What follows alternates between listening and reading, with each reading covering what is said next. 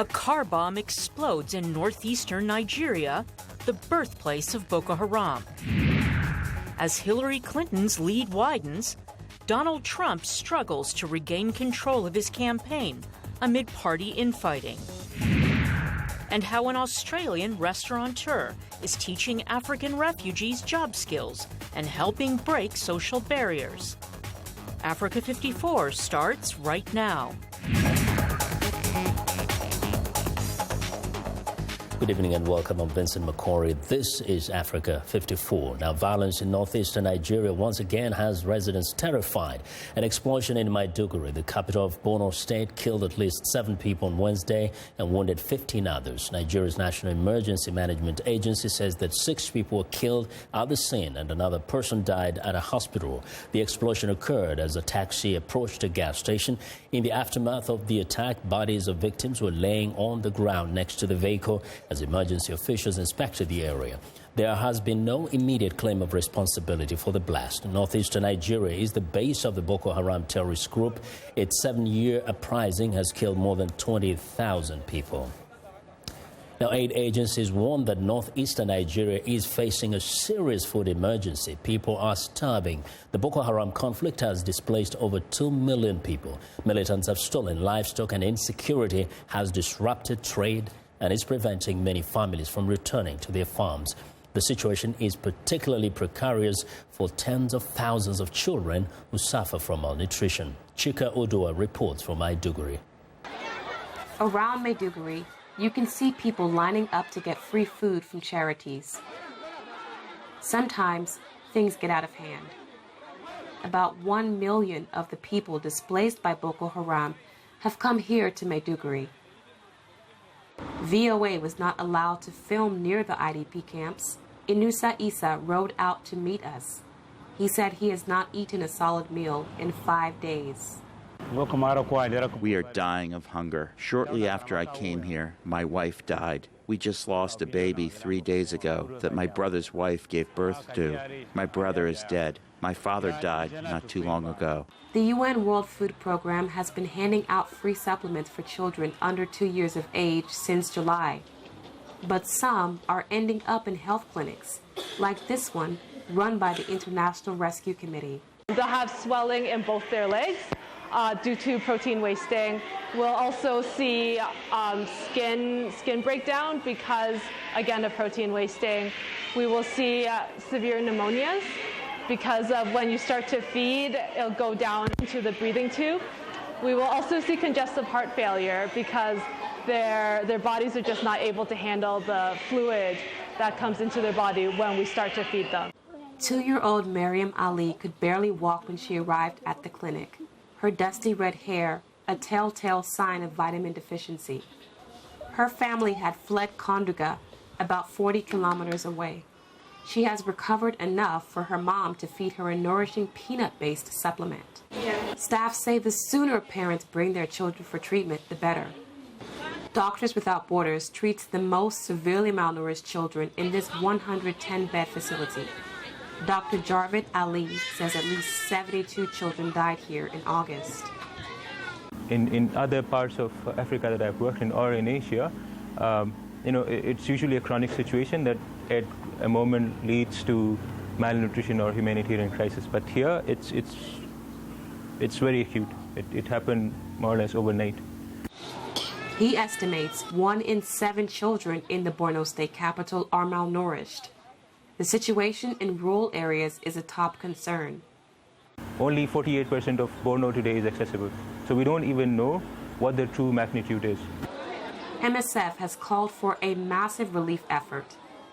Nigeria's Emergency Management Agency responded with a statement that the situation in Maiduguri is stable. But people like Inusa look for food every day. Today, he got lucky. Chika Odua for VOA News in Maiduguri, Nigeria. Well, in East Africa, Burundian lawmakers have decided that they will no longer cooperate with the International Criminal Court. The nation's parliament voted overwhelmingly on Wednesday in favor of withdrawing from the ICC amid a growing dispute over political violence in East Africa and the East African country. Now, 94 of the 110 lawmakers voted to leave the jurisdiction of the ICC.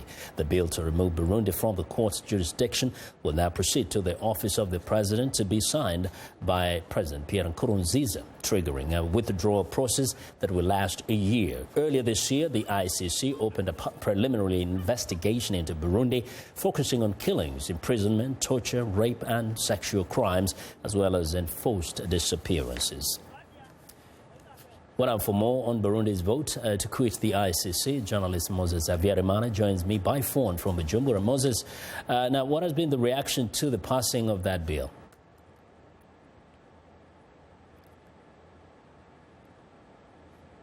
Moses, well, looks like we have some technical problem with the line there to Bujumbura with Moses. We can join Moses as soon as we get the line again. Well, coming back here to, rather moving to the Middle East now, to Yemen, where the Pentagon says it is evaluating a military response to failed missile attacks on U.S. naval ships in the Red Sea, warning Tuesday the nearby Yemeni-based Houthi rebels thought to be responsible launched the missiles at their own peril.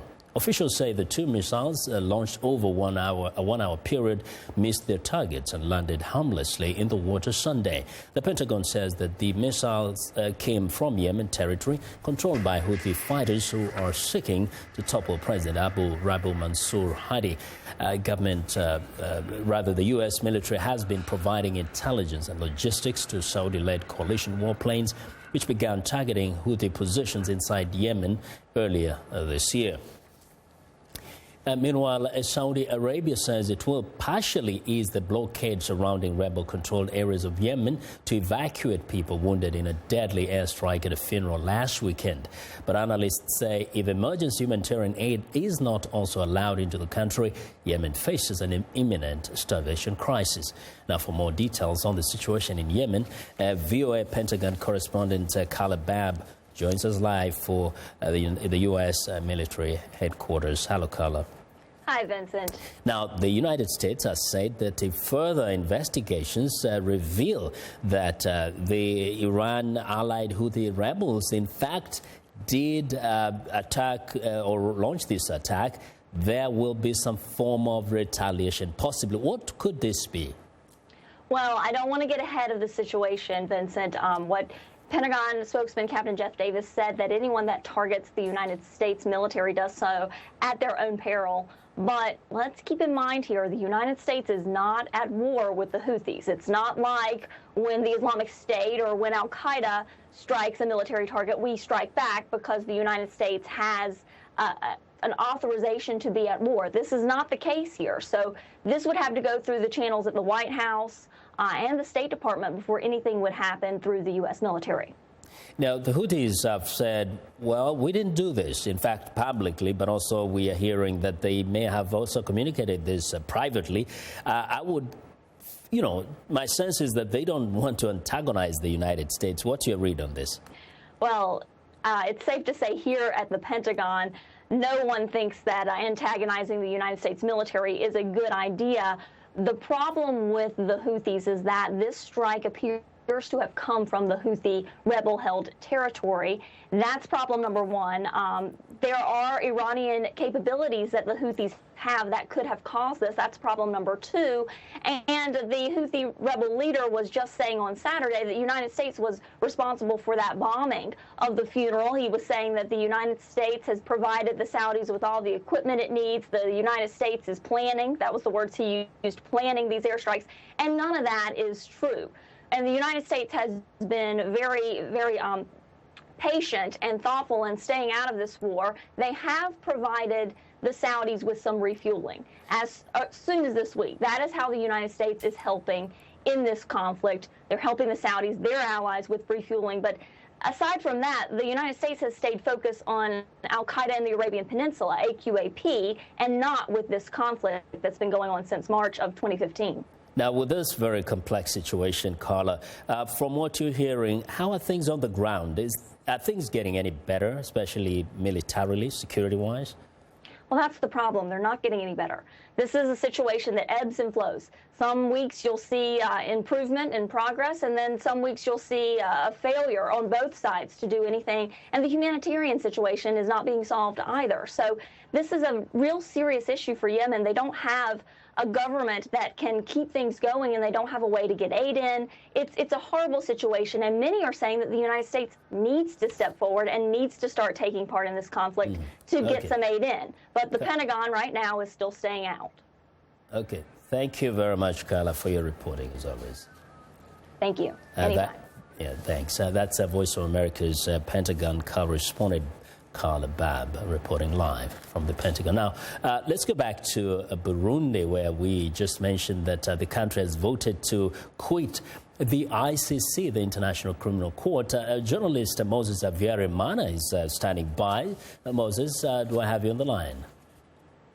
Yes, listen. How are you? I'm fine, and I wanted you to just give us a reaction to this decision that actually really seems to have been speeded up today. This didn't come as a surprise, as we remember just a few weeks ago when top government official, that's the first vice president, to say that they are processing of withdrawing from the International Criminal Court.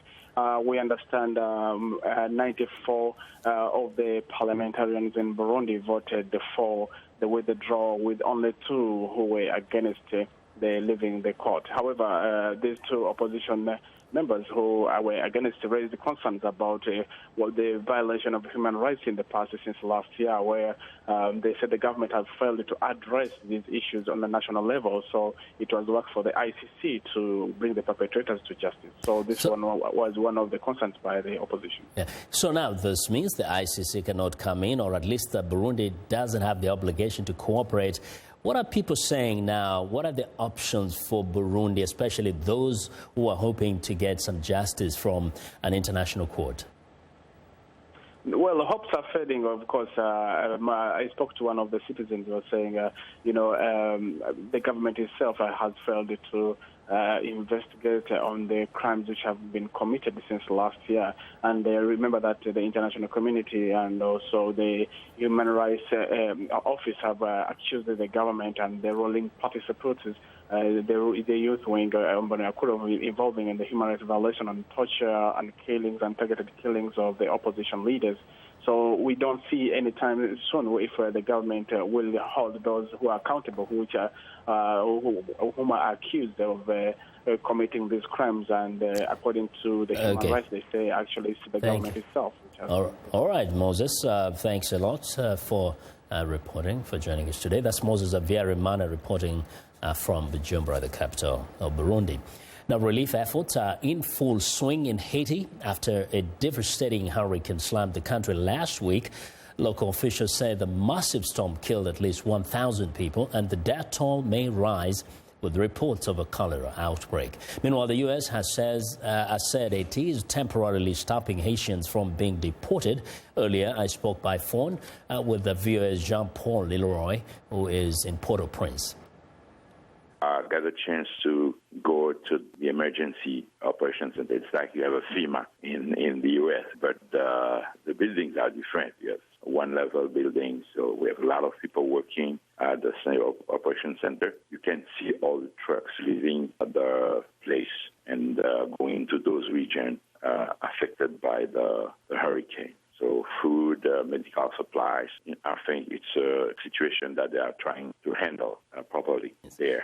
And the most important to understand is the structure that they put in place at the operation center. You have the Ministry of Interior working along with OCHA, an instance of UN that coordinates the humanitarian aid. Given that the infrastructure has been very severely damaged, and especially coming on the heels of the earthquake that devastated the country, how are those organizations getting the needed help to the people? They let OCHA coordinate the NGO assistance, and OCHA works with the government. They canalize the assistance, and the communication was difficult. But now they are trying to repair the road, to clean the roads. It's very difficult, but step by step they are getting there. So the trucks could go. Some region accessible, they reach them, but for the other ones that are not accessible, they use boats, the helicopters of the U.S., the Marines are doing a great job there. The minister, the UN mission, they're helping too. So they try to reach those regions. So far, I can tell you, we have some villages in the south, like Grand Anse. The villages are cut from the other parts of the Grand Anse. The main concern now in Haiti is cholera, with 356 people infected. Health structures have been damaged by the hurricane. Jean-Paul, this morning I saw a statement from the interim president where he appears to downplay the role that has been played by the international community. What have you heard and what has been the reaction? Unfortunately, I didn't hear that comment from the president, but I can tell you the Minister of Communication yesterday was very grateful to the assistance of the international community. I think the government has one voice. So far, they are grateful. Without all those friends of Haiti, it would have been difficult for the government to get along with that tragedy, to get along with that big, huge problem that Haiti is facing now. Well, U.S. Secretary of State John Kerry is traveling to Kigali, Rwanda, later this week to attend the 28th Ordinary Meeting of Parties to the Montreal Protocol. The Kigali Summit seeks to secure a global agreement on an ambitious amendment to the Montreal Protocol to phase down the production and consumption of hydrofluorocarbons, or HFCs. VOA's Eddie Rem recently spoke to Dr. Vincent Biruta, Rwanda's Minister of Natural Resources, about the summit expectations. The main topic we'll be discussing will be about amending the Montreal Protocol. The Montreal Protocol is dealing with substances that deplete ozone layer. Those substances have been reduced and the ozone layer is actually healing. But the problem with those substances we are using today in the refrigeration system is that they are good for the ozone layer, but they are contributing to the global warming. This is the reason why we need to phase down those products which are called hydrofluorocarbons.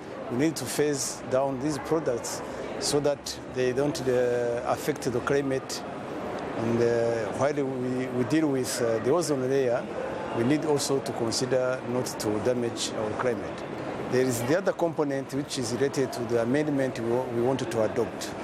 We are discussing with various parties to be able to secure an amendment which is ambitious enough but which is consensual as well. Well, that was Dr. Vincent Biruta, Rwanda's Minister of Natural Resources.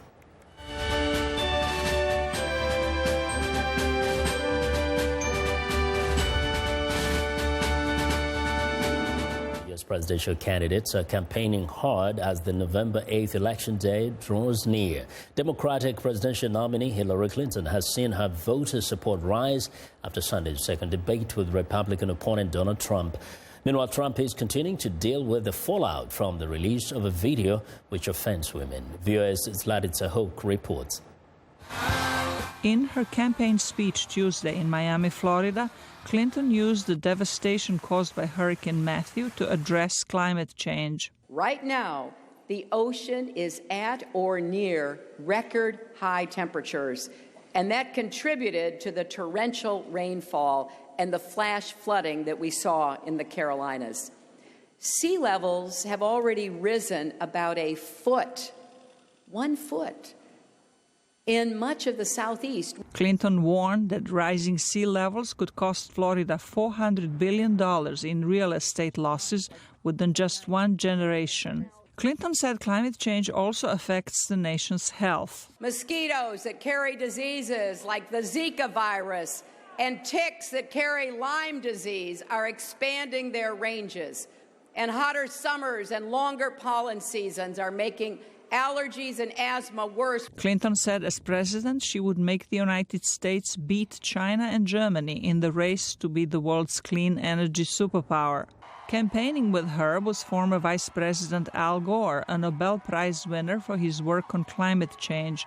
Gore won the most votes in the 2000 presidential race, but lost in the number of electoral votes. Many blame it on vote tallying in Florida. Gore urged Clinton supporters to cast their ballots to ensure a clear victory.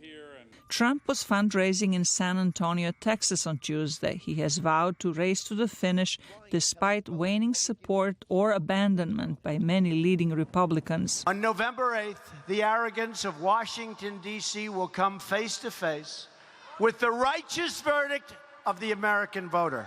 The Republican candidate has a faithful voter base, but a video that emerged Friday in which newly married Trump said he was trying to have sex with a married woman may sway some undecided voters.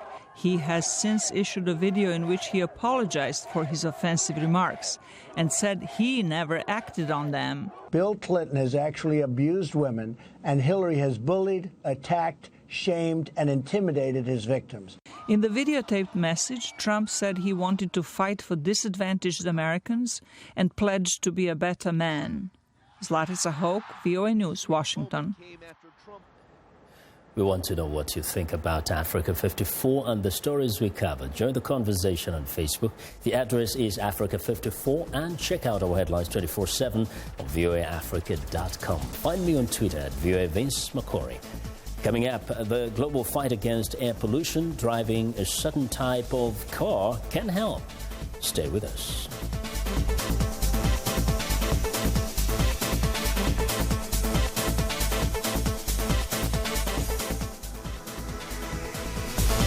My name is Carla Babb.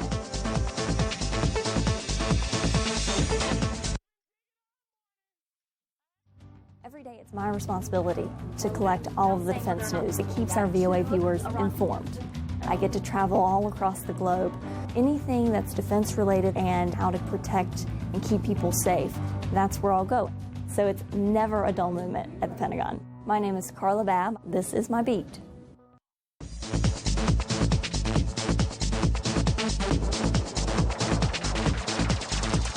Well, the World Health Organization warns that 92% of the world's population lives in areas of high air pollution. Many European cities are pledging to phase out diesel cars, and there's hope that sales of electric vehicles could take over as its battery life improves. Here's Henry Ridgewell. The unseen clouds of toxic gases that choke London streets, revealed using infrared cameras normally used on oil refineries. The company that filmed this footage, FLIR Systems, says it shows air pollution as it is happening. Experts say pedestrians often don't realise how close they are to sources of so-called raw pollution.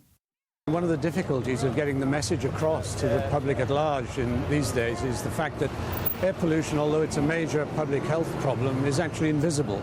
Not like the smogs of the 1950s and 60s when you not only could you see it, you could barely see anything else.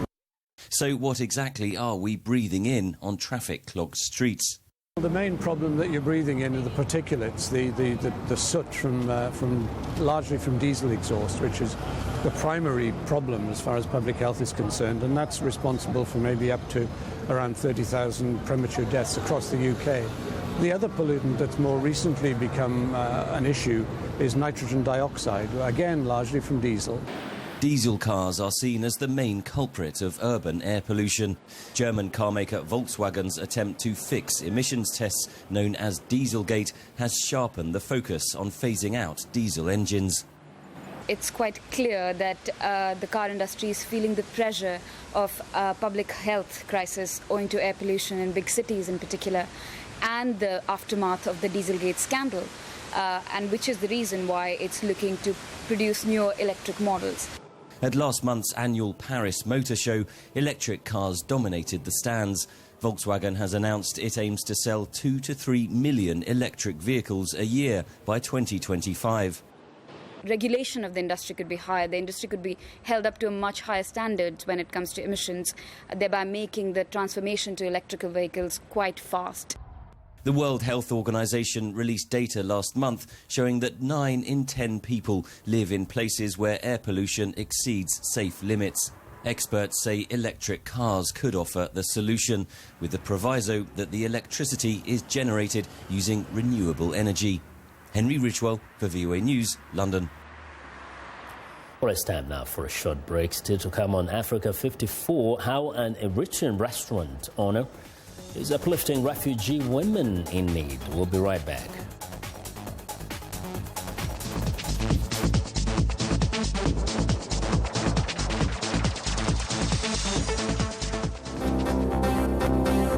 If you've just joined us, I'm Mariama Diallo, and here is a quick recap of today's headlines.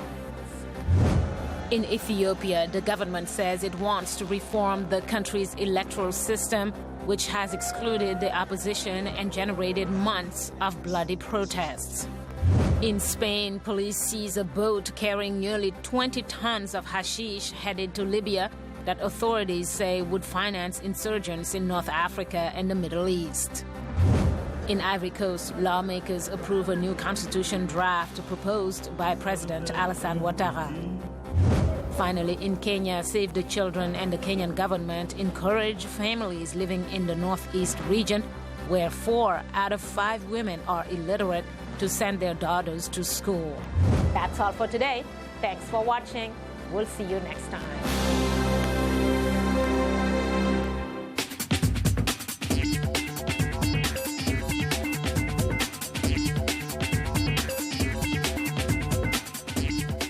Welcome back to Africa 54. Here's what's trending. Samsung is scrapping its flagship Galaxy Note 7 smartphone less than 2 months after its launch. Now, the tech giant is finally pulling the plug on the device in what could be one of the costliest product safety failures in the tech history. The decision to scrap the Note 7 came after new reports of fires in replacement devices prompted new warnings from regulators, phone carriers and airlines. Samsung's decision to pull Note 7s off the shelves not only raises fresh doubts about the firm's quality control, but could result in huge financial and reputational costs. Well, and finally, this restaurant in Brisbane, Australia, is providing a taste of Africa, but in its own unique way. Now, the workers at Muoz are all female African refugees and asylum seekers. It helps the new residents to earn formal qualifications in hospitality, learn some English, and for many is their first paying job. But just as vital is the chance to interact with their new community. Saba Abraham started the restaurant in 2006 after fleeing Eritrea. So far, over 140 women have been through Saba's restaurant training, and over 60 women are on a waiting list. And that is what is trending today. And that's our show for today. Now be sure to watch Africa 54 on our website at voaafrica.com. And for more news, tune in to VOA's evening radio show Africa News Tonight at 1800 UTC. And in the mornings to Daybreak Africa, that's between 0300 and 0600 UTC Monday through Friday. Thanks a lot for watching. From all of us in Washington, have a good night.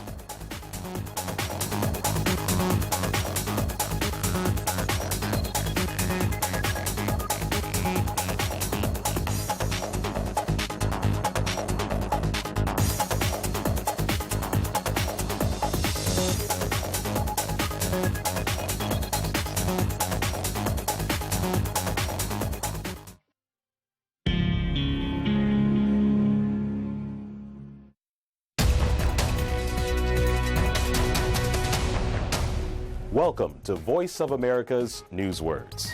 Listen to U.S. Senator John McCain speaking about the Middle East crisis. They will pose a direct threat to the security of the United States. I say to the critics who say do nothing and let them fight it out, you cannot confine this conflict to Iraq and Syria. Here, the word confine means to keep inside, to keep from spreading. Senator McCain was speaking in favor of the United States doing more to fight terrorism in the Middle East. He said the conflict cannot be contained to just 2 countries. Now, when you hear the word confine, you will know what it means. For more newswords, visit our website at learningenglish.voanews.com.